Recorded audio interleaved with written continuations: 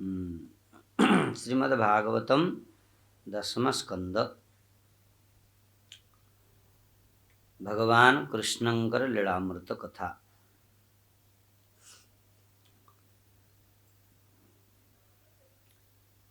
दशम स्कंदर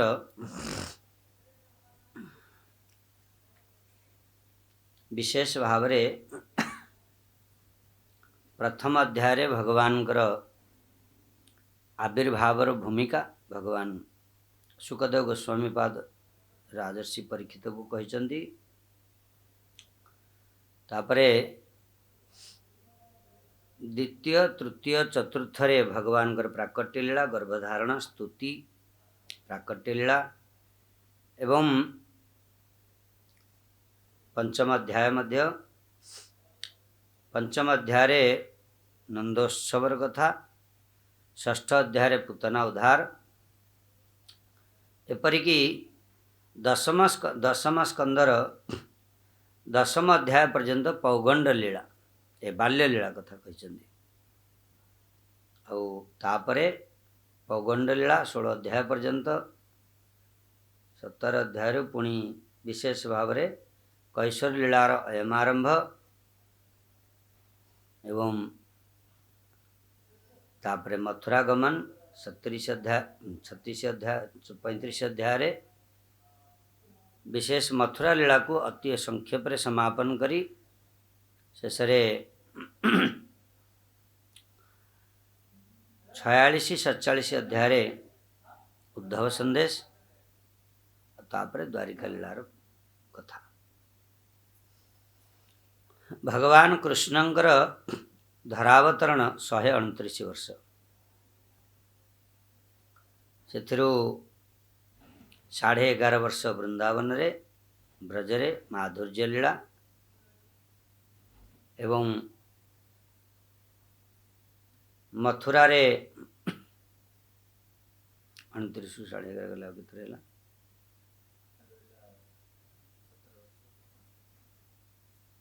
29 11.5 जीव 17.5 वर्ष 18 वर्ष रहिले पुणी एठी 17.5 वर्ष 18 वर्ष द्वारिका मथुरा रे तापरे द्वारिका रे 100 वर्ष। एमती महाप्रभुंकर भगवान कृष्णंकर लीला होची 129 वर्ष। तो श्रीमद् भागवत महापुराण जे कौन सुंदर भाव तुलना करके चक्रवर्ती तांकर विश्वनाथ चक्रवर्ती ठाकुर सारार्थ दर्शन टीकार लिखिंट। सुर तरु फल दीपास्कर ब्रह्म धर्मान जदि दमधि तशास्त्रम नाति चित्रम तदेतत् हरिचरित सुधानम पायनाय प्रपेदे सदसि सदसतां जत् मोहिनीत्वं स्तुमः तत्। श्रीमद् भागवत होचंती सूर्य रूप। सूर्य रूप माने समस्त ज्ञानर सार विद्यावतांग भागवते परीक्षा। समस्त निगम निगम क्या कह जाए वेद को, वेद को निगम कहीं कह जाए। निगम धातुर अर्थ होची प्रकट करिवा। सर्वम तत्वम तथ्यम निगमनम नाम निगम। समस्त तत्व और तथ्य को जे प्रकाश करती प्रकटित करिसंती तांको कह जाए निगम। आउ निगम रूपी कल्प वृक्षर जे होचंती फल स्वरूप होचंती श्रीमद् भागवत। तेणु समस्त ज्ञानर आधार हेतु तांको सूर्य स्वरूप बोली कह जाए। अधुना अर्क श्लोक अच्छी ना, हाँ, कृष्ण सुधाम उपगते धर्म ज्ञान दिवी सह कलौ नष्ट दृशाम मेष पुराण अर्क अधुना उदित। पुराण अर्क, अर्क माने सूर्य, कोणार्क तेणु तीर्थर नाम सूर्यंकर तीर्थ कोणार्क। ये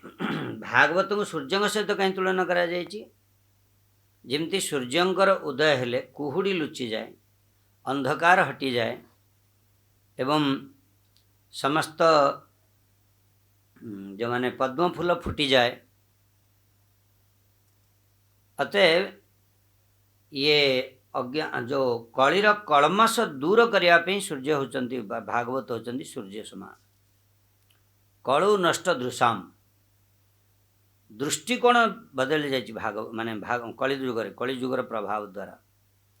जमती सूर्य उदय हेले पेचा अंध हो जाए, पेचा को आगे किसी देखा जाए। सेमती जो माने शुद्ध भक्ति धार को न अपने अन्य धार को अपनाती से माने अंध सदृश हो जाती। सूर्यंकर प्रकाश रे जमती उल्लू अंध हो जाए। तेणु कहते सूर्य रूप माने समस्त ज्ञानर आधार स्वरूप। तेणु कहते सूर्य रूप एवं आगण कहले कहले दीप रूप। दीप माने सूरतर फल दीप स्कर अस्कर माने सूर्य आ गोटे दीप। दीप कहीं दीपर काम होची जे से कौन करिवो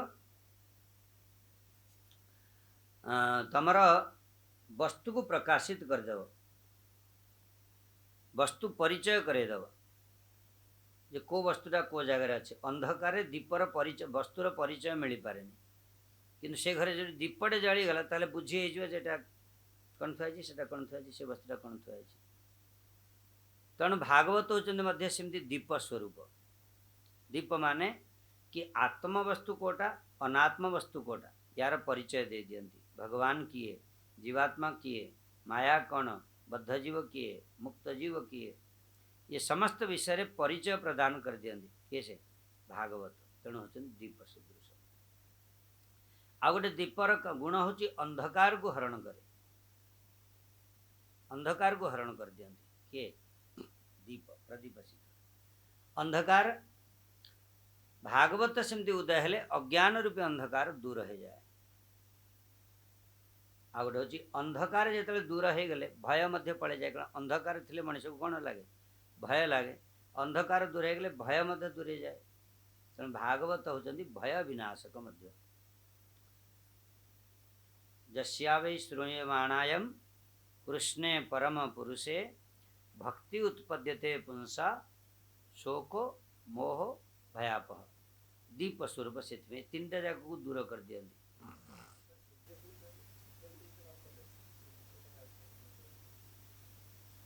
ना ना सूर्य तो कर देवे, सूर्य अज्ञान अंधकार को दूर कर देवे किंतु हाँ जो कहीं कहले दीप तुलना कर पुनरुक्ति दोष ये ना कि विशेष कारण थी। सूर्य ब्रह्मांड को आलोकित करने पर किसी जगह मैं अनुमान कर टीकार कहया कथा नुह काले कौन थी। मैं जहाँ अनुमान कर दीप ब्रह्मांड को सूर्य आलोकित कर दियंती किंतु एमती किसी अच्छी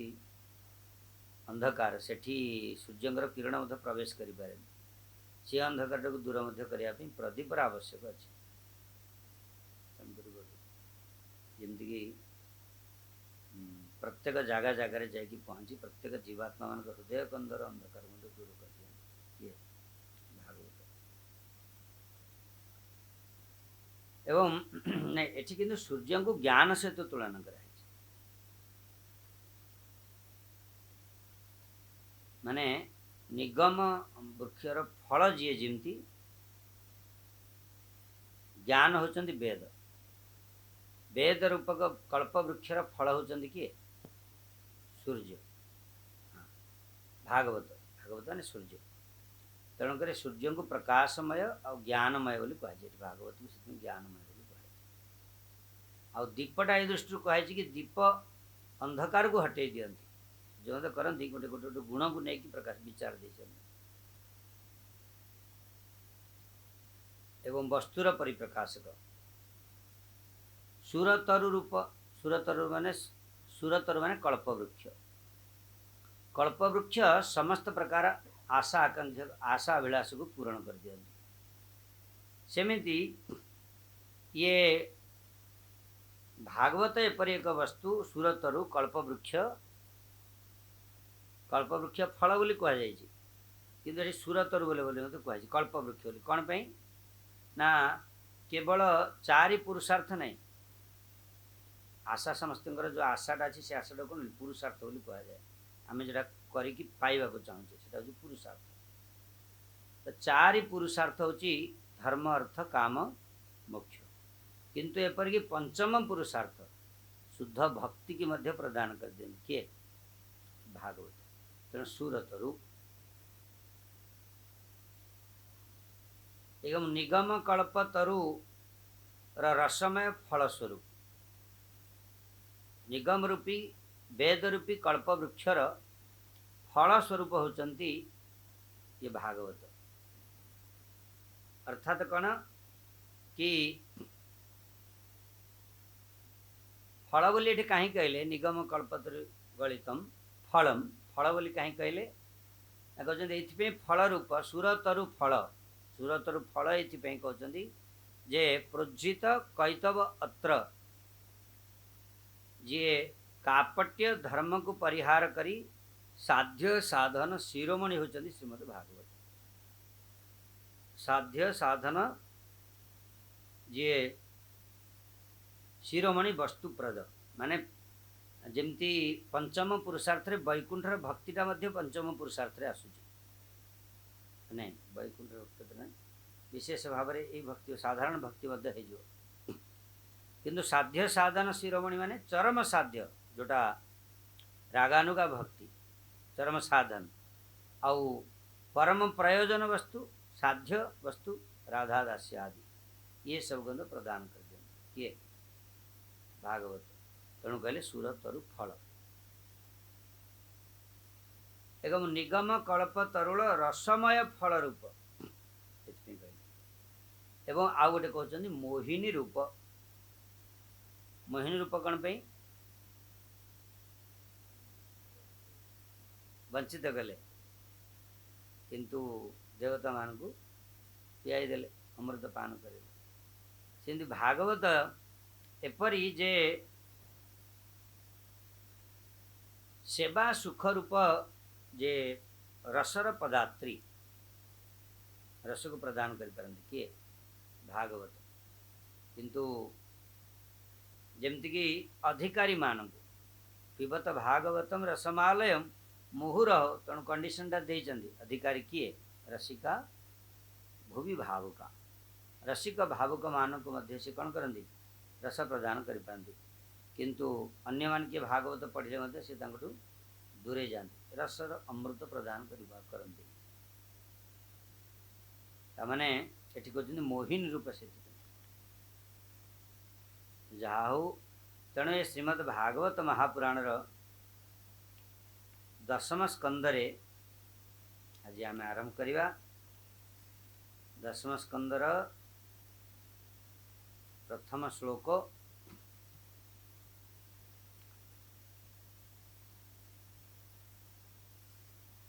कृष्ण जन्मर भूमिका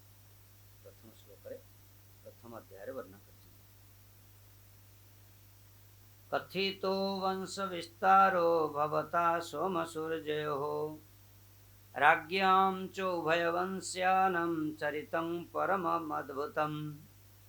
जदोश्चो धर्मशीलस्य नितरां मुनिसत्तमः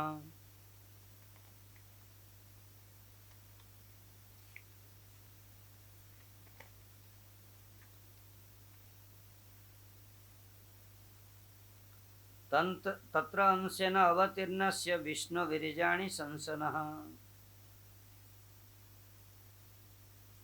पहले जे कथितो वंश विस्तार कथित भवता कथित आपण द्वारा कुहा गला कुहा जायछि कौन कुहा जायछि वंश विस्तार वंश वर्णना को विस्तार रूप रे आपण कहिसंती को वंश भवता भवता कथित वंश विस्तार सोमर सूर्यो वंश विस्तार कथिता ଆପଣଙ୍କ ଦ୍ୱାରା सोमवंश माने चंद्रवंश एवं सूर्यवंश ये दुईटा जाक वंश को आपण अति विस्तृत रूप से कही राज्ञां च उभय वंशानां जे उभय वंशर राजा मानकर चरित को परम अद्भुत चरित को आपण विशेष भाव में कही उत्प्रेक्षा करी आचार्य माने भल सुंदर सुंदर कथा मध्य कही कि प्रथमे कहीं भगवान सुखदेव गोस्वामीपाद जो वर्णना कले नवम स्कंदरे वंश वर्णना से प्रथमे सूर्यवंशर वर्णना कर चंद्रवंशर वर्णना कले किंतु जितेबाला सुखदेव गोस्वामीपाद राजर्षि परीक्षित कहते ये राज उवाच माने परीक्षित महाराज कहते सुखदेव गोस्वामीपाद से किंतु कहते आपण चंद्रवंश और सूर्यवंश को वर्णना कले प्रथम ये कहीं कहला चंद्रवंश कथा कहले कारण चंद्रवंश रे विशेष भाव में कृष्णकर कथा वर्णना है कृष्ण चंद्रवंश को आश्रय करके चंद्रवंश को निमित्त करके जगत में प्रकट हेले तेणु चंद्रवंश जेहेतु कृष्ण जन्म नहीं तेणु जार जहा प्रति दुर्बलता थी सेटा प्रथम झटकरी मुहर बाहरी आसो तेणुक परीक्षित महाराज प्रथम सोमवंश कथा कहले चंद्रवंश कथा आप वर्णना कर विशेष भाव में पाठ करवा हाँ ना ना कहते कहीं ये श्लोकटा एथपाई या पूर्वर जिते नवम स्कंद पर्यंत कृष्ण कथा शुणापी आशा करके बसते किए परीक्षित महाराज प्रथम कहते तुम कृष्ण कथा शुण किंतु कृष्ण कथा श्रवण करने अधिकारी करने ही पूरा 9टा जाक स्कंद कहले भूमिका बांधिले अधिकारी किए कहले सर्ग विसर्ग स्थान पोषण सबकि कथा कहले कहला पर जितेबले कृष्ण कथा बे सब वंश कथा कही सारी चंद्रवंशर कृष्ण कथा जिते कहवा आरंभ कर वंश वर्णना जमी अन्य मानकर करते सेमती करके सारी सुखदेव गोस्वामीपाद चार पूर्व श्लोकटा ना दशम स्कंद आरंभ भागवत 2टा श्लोक शेष करदे जे कृष्ण एमती जन्म ने मथुरा रे प्रकट हेले आउ वृंदावन को गोकुल को गले सेठी समस्त बाल्यलीला कले ब्रजवासी मान को आनंद प्रदान कले अकुरा द्वारा मथुरा को आगमन हो कंस को बद्ध कले शांतिपनि मुनि का आश्रम को गले अनेक प्रकार द्वारिका जरासंध को बद्ध करके जरासंध को परास्त करी द्वारिका वास कले आ द्वारिका अनेक अनेक लीला करी शेष निजर जदुवंश को निजे विनाश कर दी सुधाम को प्रत्यागमन कर तो परीक्षित महाराज मन भर बड़ उत्साह माने एकदम घबराहट पड़े आसला जे काले बोधे यही कथाटा मु अपेक्षा कर रही किंतु ये कथा पर पुणी आ गोटे को राजा कथा कहीदे बोधे तेणु अटकाउं कथित तो आप कहीदे आउ राजा कथा पुणी आगू जातु ताने कहिबार कथा होची जे वर्तमान पर्यंत कौन सी जगार सुखदेव गोस्वामी पाद को परीक्षित महाराज अटकई नथिले प्रश्न पचारि जोटे बुझी होनी प्रश्न पचारि रहस्यमय कौन कथा रहा प्रश्न पचारि किंतु ये अटकाउं माने कृष्ण कथा श्रवण करिवार जो लालसाटा प्रचुर उत्कंठाटा को व्यक्त कर सुख परीक्षित महाराज 14टा श्लोक केवल कही वक्ता ये बनी सुखदेव गोस्वामीपाद श्रोता हो गले एते मात्रा रे कहले तेणु को जगार सुखदेव गोस्वामीपाद परीक्षित महाराज प्रश्न को प्रशंसा करना तेणु करी सुखदेव गोस्वामीपाद मुहर बाहर जे हे राजन ये कौन सी श्लोकटा कि वासुदेव कथा प्रश्न सुखदेव गोस्वामीपाद वचन वासुदेव कथा प्रश्न प्रश्न पुनाति त्रीन कौन पुनाति तत्पाद सलिलम जथा वक्तारम पृच्छकम श्रोत्रम तत्पाद सलिलम जथा तेणुक कह जे अतएव तेणुक 14टा श्लोक खाली पचारि प्रथम किए परीक्षित महाराज माने कृष्णकर तेणु कहते जे कथित अटके देले पूरा एकदम माने परीक्षा सुखदेव गोस्वामीपाद अटके देगी निजर कृष्ण कथा श्रवण करिवार जो प्राचुर्यता को व्यक्त कर कौन पाई विकलता को प्रकाश कर कौन पाई शुणा इच्छा कर कथित तो वंश विस्तार आपण वंश विस्तार बहुत भल भाव करते विस्तार शब्दटा कहते माने निजर अरुचि प्रकाश कर आउ राजांगर कथा शुणियार इच्छा नहीं आपण ऑलरेडी विस्तार पूर्वक कहले एबे तेणु आपण कौन करेंगे ना जदु मानकर कथा कहतु जो अनुसार से कथा तो पचारे किंतु दशम स्कंद आरंभ तीन जन जाक टीकाकार आम पाठ करवा विशेष भाव में श्रीधर गोस्वामी पाद टीका आमर रसिक आचार्य वर्जशील विश्वनाथ चक्रवर्ती ठाकुर आ जीव गोस्वामी पादंकर वैष्णव तोषणी टीका जी कह जाए ये श्रीधर गोस्वामी पाद टीका हूँ कौन भावार्थ दीपिका स्वामी पाद कहले श्रीधर गोस्वामी पाद को बुझा दिए आमर विश्वनाथ चक्रवर्ती ठाकुर टीकार नाम हूँ सारार्थ दर्शिनी सार कोटा अर्थर सारटा को देखे दर्शिनी एवं जीव गोस्वामी पाद टीका होती वैष्णव तोषिणी एपरिक सनातन गोस्वामी पाद ताकू लिखी जीव गोस्वामी पाद पुणी ताकू आउ जहाँ बाकी था से लिखिले किए आचार्य मैंने से दीटा जगह टीकार नाम से वैष्णव तोषिणी ये अनुगत लिखी सनातन गोस्वामी पाद किंतु ये जो सनातन गोस्वामी पाद बड़ होता जो तांको सम्मान देगी आचार्य माने पर बुझापी करदे बृहत वैष्णव तोषिणी आउ जीव गोस्वामी पाद टीका करदे लघु वैष्णव तोषिणी किंतु विशेष भाव देखा गले दीटा जाक गोटे टीका अलग लिखी अलग अलग किंतु गोटे टीका कारण जोटा सनातन गोस्वामी पादंकर जोटा लगिला छाड़ी देते यहाँ टे भल हम अनुगत जो शिष्य गुरुंकर जदि गोटे ग्रंथ प्रकाशित होची अनुभव है जे ये गोटे जिनस आविष्टतार आग को पलि जाइए गुरुदेव छाड़ी देते कौन करेंगे हुए सुखदेव गोस्वामी पाद परीक्षित महाराज को कहले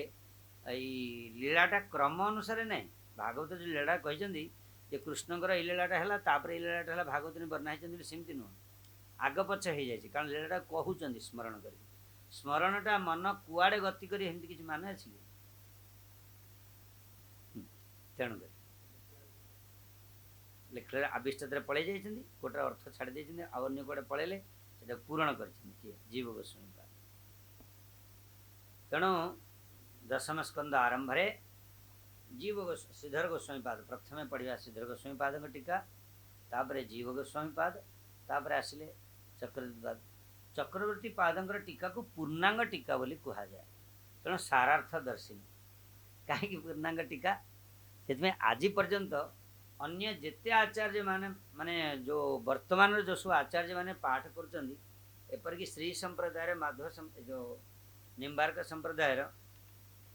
किंबा विष्णु स्वामी संप्रदाय से माने समस्ते चक्रवर्ती पादंकर टीका को बड़ विशेष भाव में ध्यान सहित भूरी भूरी प्रशंसा कर कारण कौन चक्रवर्ती पाद समस्त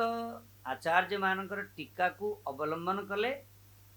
ता सहित जहाँ कि रही जाए माने तंकर अनुसरण करिकी ताकू पूर्णांग करिकी गढ़ी तोड़े आ रसप्रक व्याख्या प्राय कर बुझेगा कारण चक्रवर्ती पाद शेष आसिले श्रीधर गोस्वामी पाद टीकार अनुभव कले आउ कि रही जाए कि सनातन गोस्वामी पाद जीव गोस्वामी पाद टीकार अनुभव कले तापर से पूर्णांग कर तेणु चक्रवर्ती पाद टीका को जब तुम पढ़ीदेल ताहले तेणु आम गौड़िया मठ में विशेष भाव में चक्रवर्ती पाद टीकाटा ही विशेष आदृत से टीकाटा किंतु किसी कथा अन्य टीका मानक अच्छी तेणु आम तीनोटी जगह टीका को पाठ टे विलंब हो भल भाव में कृष्ण लीला पाठ करवा मंगलाचरण प्रथम करिसंती प्रणाम करुचंती समस्त विश्वसर्ग विसर्गादि नवलक्षण लक्षितम श्रीकृष्णाख्य परम धाम जगद्धाम नमाम तत् ମୁଁ प्रणाम करुछि। संपूर्ण सर्ग विसर्ग आदि 9 लक्षण द्वारा लक्षित परतत्व। 9टा लक्षण कौन कौन? सर्ग, विसर्ग, स्थान, पोषण, उतय, मनंतर, ईशानुकथा, निरोध, मुक्ति। आस तो निजे से आस तो से निजे 9टा लक्षण। तेणे 9टा लक्षण द्वारा कौन कर प्रणाम जी परम धाम, जी स्थान रूप जगतर अधिष्ठान, जी श्री कृष्णाक्ष परम धाम एवं जगत धाम, सारा जगतर जी होचंदी आश्रय जगत धाम नमाम तत्। मुझे नमस्कार करुछि। पहले दशमे दशमम लक्ष्य, श्रीधर गोस्वामी पाद टीकार मंगलाचरण। दशमे दशमम लक्ष्यम आश्रिता आश्रय विग्रहम क्रीडद्यतु कुलात अंबोधो परानंद मुदिर्यते। कहले दशम स्कंदरे आश्रय नामक स्वरूप को धारण करिया वाला एठी समस्ते आश्रय नहीं चंदी। भगवान कृष्ण होचंदी आश्रय तत्व। दशम स्कंद को आश्रय बोली कहा जाय छै, कारण कृष्ण साक्षात। एठी समस्त अवतार मानकर आश्रय किए? कृष्ण। समस्त भौतिक जगत, स्पिरिचुअल जगत, आध्यात्मिक जगत आश्रय किए? कृष्ण। आश्रय माने कौन?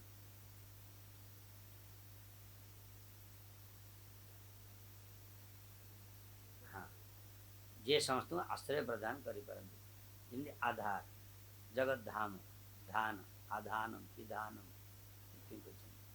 जगत आधानम, जगत आश्रय एवं लक्षित लक्ष्य परमानंद रूप श्री कृष्णकर वर्णना करा जायछि। आश्रय जे दशम स्कंदरे तेणु जदुकुल रूपी समुद्र रे उत्पन्न हेथिवा बा उत्पन्न हे क्रीड़ा करुथुवा, जदुकुल रूपी समुद्र रे उत्पन्न हे कि क्रीड़ा करुथुवा जे कृष्ण, तांको आमे प्रणाम करू। अर्थात जदुकुल रे जे क्रीड़ा करछन ये कृष्ण। दशमे कृष्ण सत्कीर्ति वितानायानुवर्ण्यते धर्म ग्लानि निमित्तस्तु निरोधो दुष्ट भुभुजाम। एई दशम स्कंदरे श्री कृष्णकर सत्कीर्तिर विस्तार करिवा पाई धर्मर ग्लानिर कारण जो दुष्ट राजा मानकर जे विनाश करथिले, दुष्ट राजा मान द्वारा जो धर्मर ग्लानि होता है, तेणु ताको से निरोधाश्रय बोली निरोध बोली कहते। यदि एमती विचार करा जाए ताहले तुम जाकि पहुँचो दशम स्कंद होचंदी निरोध। सर्ग, विसर्ग, स्थान, सर्ग को श्लोक को स्कंद प्रथम द्वितीय होचंदी भूमिका उपक्रम अधिकारी विषय कहते। सर्ग, सर्ग मान कहीं सर्ग बोली कहले तृतीय स्कंद को।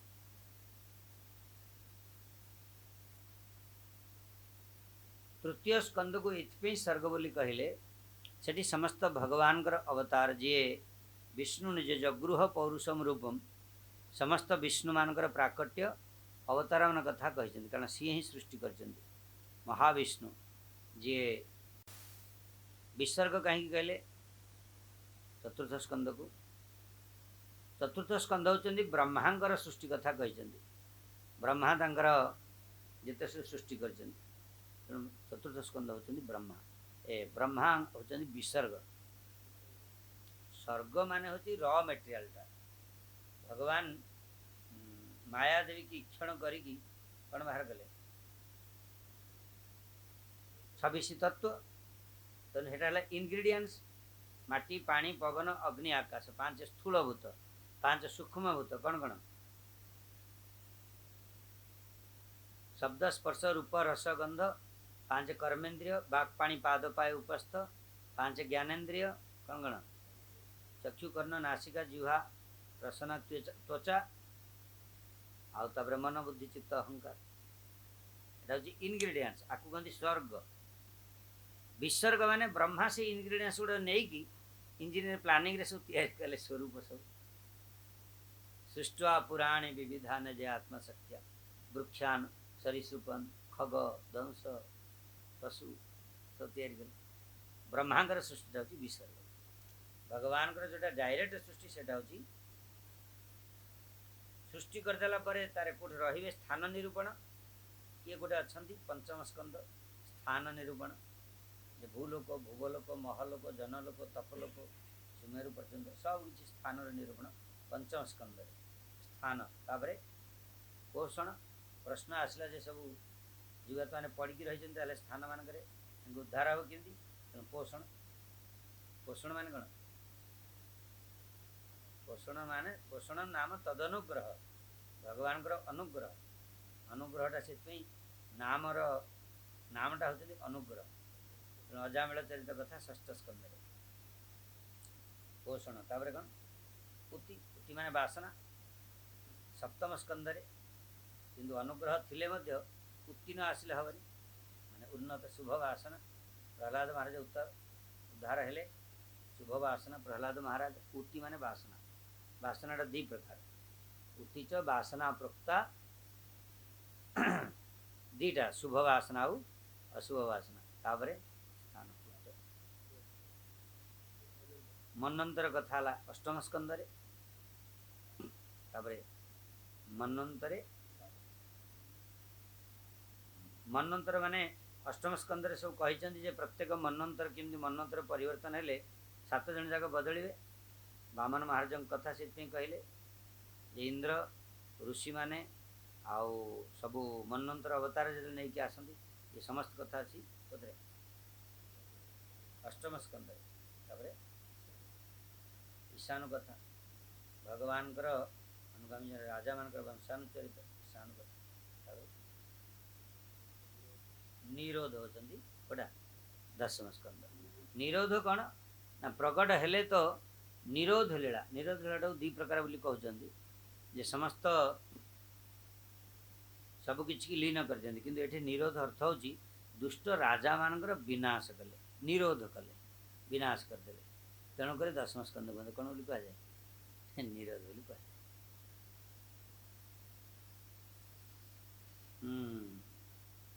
एटा गौण रूप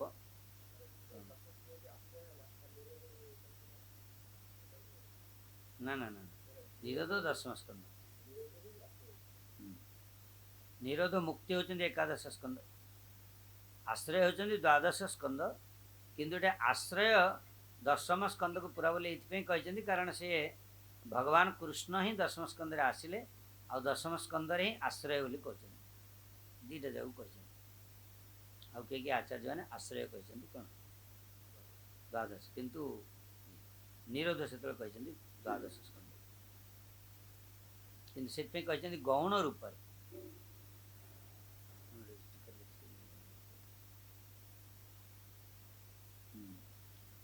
धर्म ग्लानि निमित्तस्तु निरोध दुष्ट बुभुजाम दुष्ट बुभुजा माने भुभुजाम भू माने पृथ्वी भुजा भुजा माने निजर पृथ्वी की जने निजर बल द्वारा भोग करती से माने किए राजा माने दुष्ट बुभुजाम दुष्ट राजा मान को जो माने निरोध कले माने गौण रूप में विनाश कर प्राकृतादि चतुर्धा जो निरोध सतु वर्णित तत्त प्रसंगतः सृष्टि संहारादि निरूपण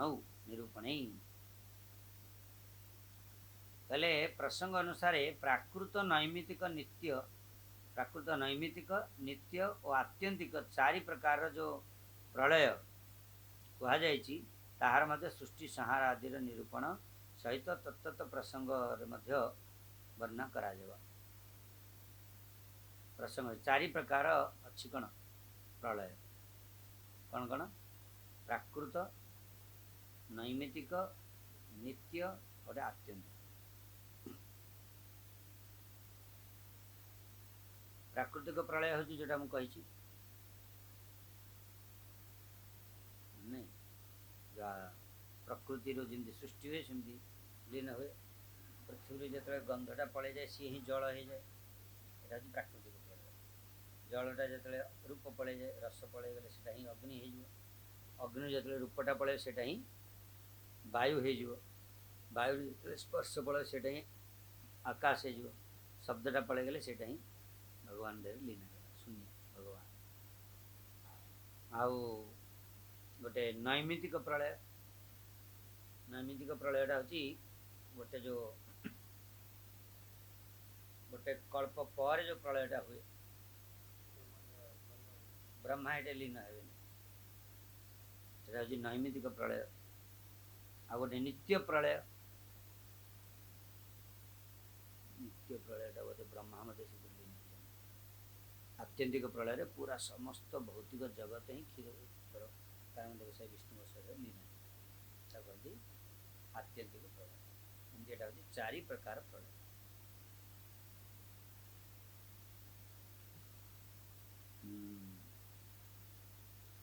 कृता नवतिराध्याया दशमे कृष्ण कीर्तये आदौ चतुर्भिराध्यायी ब्रह्म प्रार्थनाय बने भारम हर्तुम हरेर्जन्म सुप्रसंग निरूप्यते। कृष्ण गुणानुवाद पाई 90 अध्याय ये रचना कर दशम स्कंद के अध्याय 90 अध्याय जो सर्वप्रथम 4 अध्याय पृथ्वींकर भार हरण करने ब्रह्मांकर प्रार्थना आदि विभिन्न प्रसंग को सहित जन्म निरूपण करा जायछि एवं तापरे गोकुल मथुरा द्वारिका रे हेबा वाली 3 प्रकार कृष्ण लीला को वर्णन कर 3 प्रकार कृष्ण लीला यहाँ कहते कौन गोकुले मथुरायां च द्वारिवत्यां ततः क्रमात् कृष्ण लीला त्रिधा प्रोक्ता तत्त भेदैर स्वने कथा वृंदावन रे केवल माधुर्य पूर्ण माधुर्य मथुरा रे 50% माधुर्य 50% ऐश्वर्य तापरे द्वारिका रे ना केवल 25% माधुर्य आउ 75% ऐश्वर्य तेणु ये द्वारिका पूर्ण वृंदावन लीला मान गोकुल लीला आ मथुरा लीला एवं द्वारिका लीला 3 प्रकार लीला को प्रकाश कर सपंच त्रिशंध्याय बृहत वृंदावनादिषु गोकुले वसतो लीला वर्ण्यते सुर दुष्करा बृहद वन वृंदावन आदि गोकुल रे निवास करने सहित श्रीकृष्ण जो सब देवता मान द्वारा मध्य दुष्कर लीला को कले ताकू 35 अध्याय वर्णना करा जायछि माने गोकुल लीलाटा 35 अध्याय पर्यंत 35 अध्याय रास पंचाध्याय पर आ गोटे अध्याय रास पंचाध्याय को अध्याय 29 अध्याय रास पंचाध्याय स्टार्ट है 29 30 31 32 33 34 35 और 2 अध्याय जो अक्रूर को गमन आदि एक कथा सब वर्णन तापर कहते सप्त पंच त्रिशंध्यायी बृहत वृंदावनादिषु एकेन जमुना बारिण्य क्रूरेण कृता स्तुति एकादशभिराख्याता लीला मधुबने कृता तापर गोटे अध्याय 36 अध्याय अक्रूर स्तुति नहीं जीवे गला को अक्रूर स्तुति कर पानी जो दर्शन कर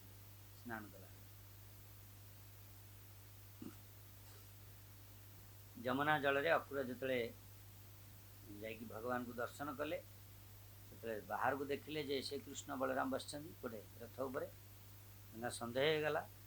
मोर ही पाप हम मरण मुह को नौ कृष्ण को से जल स्नान कला को कृष्ण देखिले स्वरूप से देखिले जल भितर अच्छा भय जल भितर पलि आसिले ऊपर उठी देखिले पुणी रथ पर अच्छा पुणी तल को उड़ी देखिले पुणी भितर अच्छा विमोहित है तापर अक्रूर स्तुति वंदन बहुत बढ़िया सुंदर स्तुति अध्याय 36 अध्याय ए गोटे अध्याय स्तुति वर्णना करचंती एवं तापरे मथुरा लीला को 11 टी अध्याय करचंती मथुरा लीला वर्णना 11 तापरे कले शेषेर द्वारवती लीला तन्निर्माणादि वर्ण्यते एवं 90 अध्याय 10 में विशदार्थ का 11 अध्याय पर बाकी जति रहिला 35 एक 36 11 केती गेला 47 पर्यंत माने 47 पर्यंत 46 उद्धव संदेश मथुरा लीला जाऊँ ना कारण मथुरा रही कि उद्धव को पठेले तापर बाकी जी 90 है 40 आउ ये रहा आउ 43 अध्याय पूरा द्वारिका लीला को भगवान वर्णन कर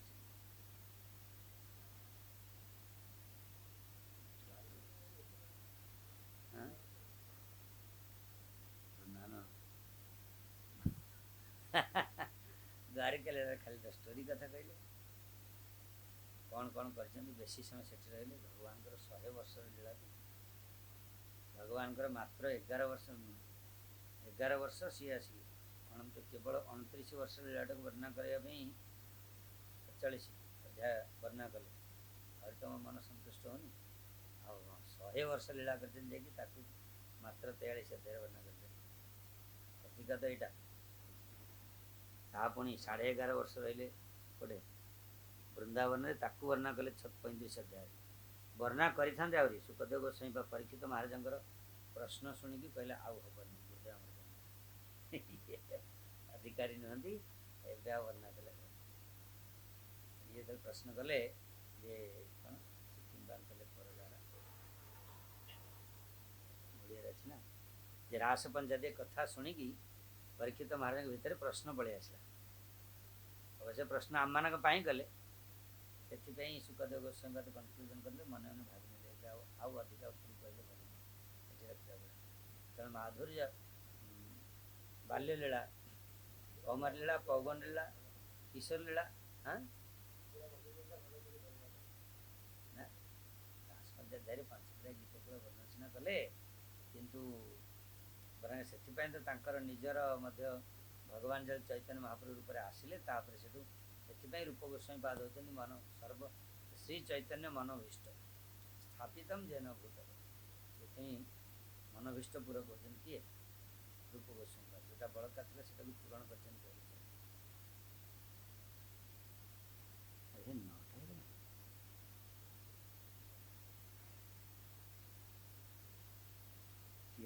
ना